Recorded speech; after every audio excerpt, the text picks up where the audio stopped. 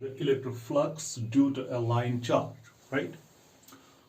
So I have taken here a uniform infinite line charge of linear charge density lambda, and in front of this I have taken a rectangular frame P, this is Q or S, of length L and breadth B at a distance of D. So the plane of the rectangular frame is parallel to the line, right?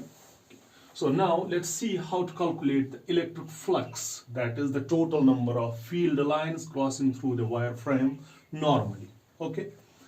So now I have redrawn it here. I have taken the line charge and I have drawn a cylinder because the electric field due to this line charge will be perpendicular to the length of the line charge in all directions. So it will not change along the length. The change is only perpendicular to the length of the line charge, right? So the profile of electric field will be like this, as I have shown here. Now we can redraw this PQRS here in the cylinder. This is PQRS. So actually what we have to do, we have to find the electric lines of force crossing through this PQRS normally, right? Now if we look from the top, so what do we see?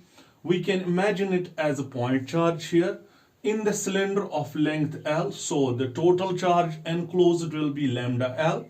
And from the top we can see this side, that is PQ, whose length is equal to B. So I have taken it here B. If the angle subtended by the this length B at the line charge is theta, so the total angle is theta, then the half angle is theta by 2, because I draw here a perpendicular from this, so we get it is B by 2, right? Now we have to calculate what is the electric flux.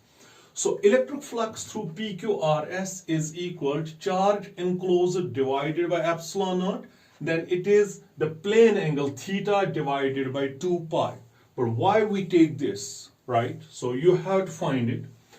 But charge enclosed, as I have shown here, is lambda times L. So this gives us PQRS, phi PQRS is equal charge enclosed, that is lambda L, divided by epsilon naught. So it is theta divided by 2 pi.